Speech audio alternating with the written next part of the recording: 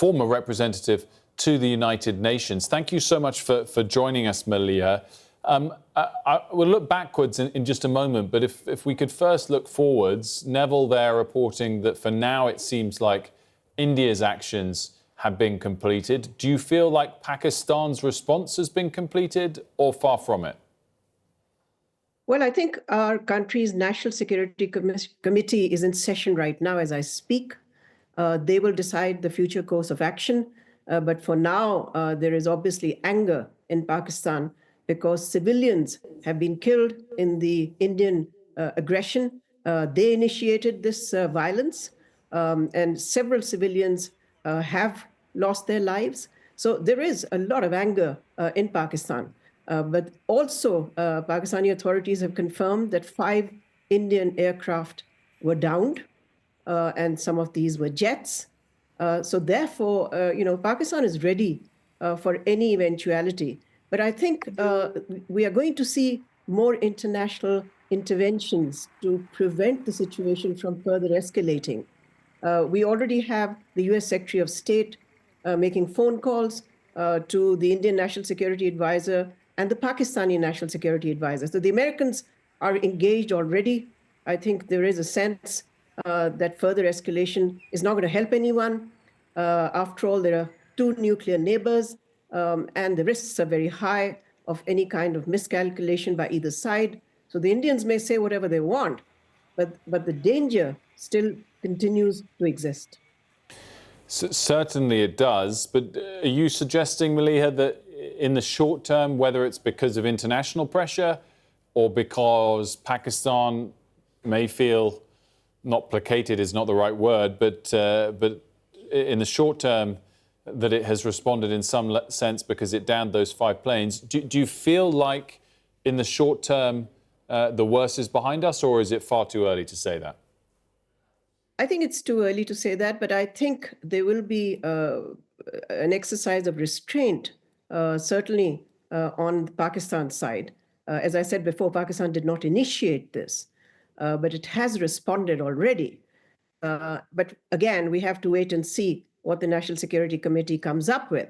But I think there is a sense here at the top level that this is a time for restraint. This is a time to bring the temperature down, even though there is a lot of anger at the public level in my country.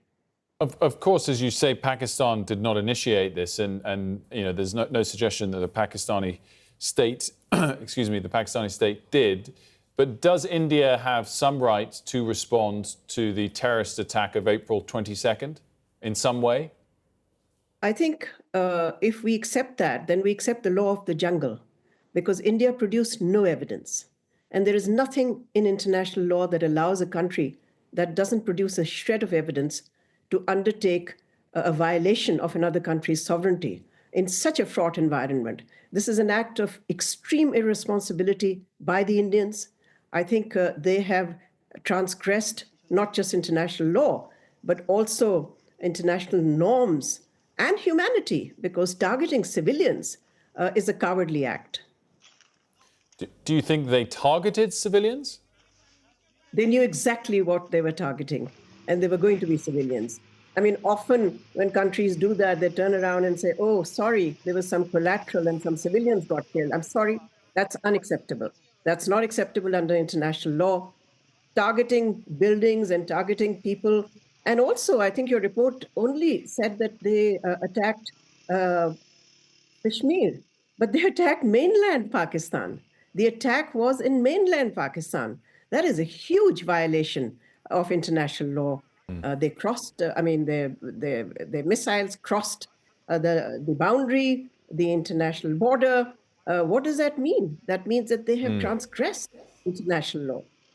Of course, the Indian Foreign Secretary Bikram Mesri was on our air a moment ago on a press conference saying that their response, in his eyes, was measured, non-escalatory, proportionate and responsible.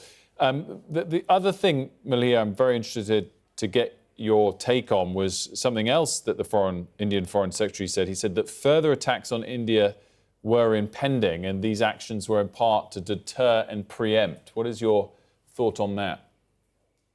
Well, again, if you produce no evidence, you can say whatever you like. But the reality is that 26 people are dead in Pakistan. They're civilians. They were killed in the Indian attack. So the Indian Foreign Secretary can talk about calibrated attacks and how limited they were. But if limited attacks produce this impact, then I'm afraid Pakistan has also every right to respond. Is it fair to suggest that some of these sites that have been hit did contain terrorists? Well, where's the evidence? I mean, we can say whatever we like. I mean, anybody can say whatever they like. I'd like to see the evidence. We would like to see the evidence. I mean, the attack in Kashmir, which triggered this whole confrontation, in that attack also, India did not produce any evidence. Your report or your reporter talked about a UN Security Council meeting. Yes, Pakistan called that meeting. If Pakistan had any sense of guilt, why would it want a meeting of the UN Security Council to be convened? And what did we say in that meeting? We said what we said publicly. We are ready for a neutral investigation into what happened, but we will not accept a situation where India does not produce any evidence, but begins to accuse us within minutes of that attack. India accused Pakistan. I cannot understand how a responsible country can do something like that.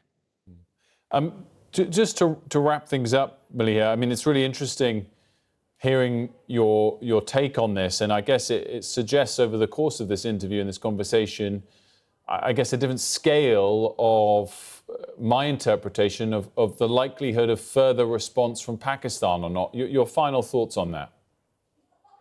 As I said, I think it's for the National Security Committee to decide future course of action, but international intervention, particularly the US role.